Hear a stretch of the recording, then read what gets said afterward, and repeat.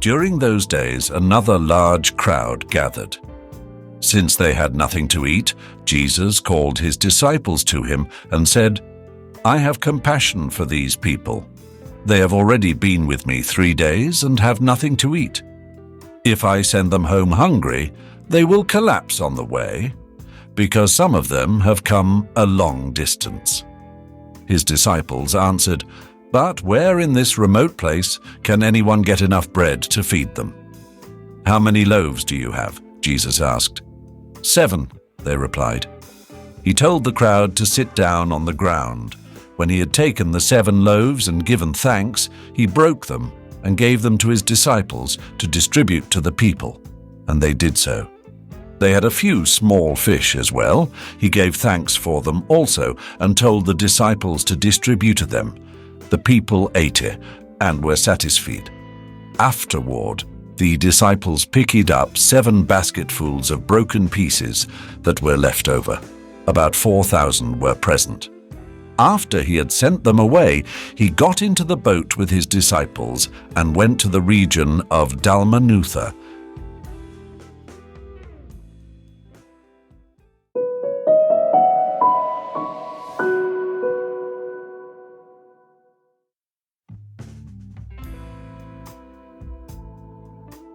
Here we delve into one of the most significant miracles performed by Jesus, as described in the Gospel according to St. Mark. It's the miraculous multiplication of loaves, which shows us how God, in His grace, cares for our needs, both spiritual and material. Wouldn't it be fantastic if we could bless a small roll at breakfast and then find a few loaves of bread and a stack of banknotes on the table shortly after? But doesn't this happen? In our lives, we often face challenges that seem to surpass our abilities. Just like the disciples in the wilderness, we think, but who on this wilderness can feed them with bread? Our wildernesses can take various forms: challenges at work, difficulties in relationships, or personal spiritual struggles. In these moments, it's easy to fall into the trap of thinking that we're alone in our fight. However, the lesson from this miracle is clear. Jesus asks us, just as he did his disciples, "How many loaves do you have?" He calls us to bring what we have, no matter how modest it might be. This is a reminder that God can use what we offer to do extraordinary things. Let's note that Jesus doesn't ask us about what we don't have, but about what we have at our disposal now. Recall the words from the 4th chapter of the letter to the Philippians. "I can do all things through him who strengthens me." It's not about being superheroes, but about his power perfecting us in our weakness. In the context of today's times, where many experience loneliness, uncertainty, and fear, these words resonate particularly deeply. Just like during the miracle of the loaves, where Jesus compassionately recognized the specter of hunger and acted, we, as his disciples, are called to notice the needs around us.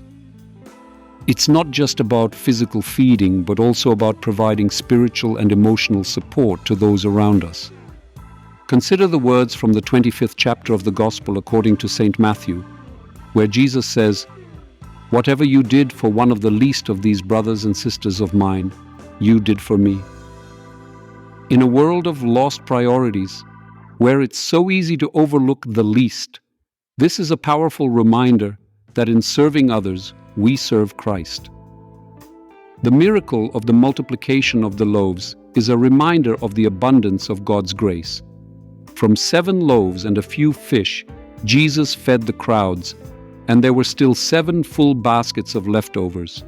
In our lives, even when it seems we have little, God can transform our modest offerings into something that exceeds our wildest expectations. Very often, God multiplies our baguette into a whole basket of bread in our lives, but sometimes our gaze is turned elsewhere, and we simply do not see it. We often focus on what we lack. we concentrate on our deficiencies, limitations, and what we cannot do. Yet, in the miraculous multiplication of loaves, Jesus shows us another way. He doesn't ask the disciples about what they lack, but about what they have. How many loaves do you have? This question is crucial. He calls us to look at our resources, talents, and faith from a completely new perspective. This is a reminder that God starts where we are and with what we have. Let this story remind us of the power of faith and trust. In situations when it seems our loaves are insufficient, let's remember that with God, all things are possible. May our hearts always be open to sharing what we have, remembering that what we offer in the hands of Jesus can become a blessing for many.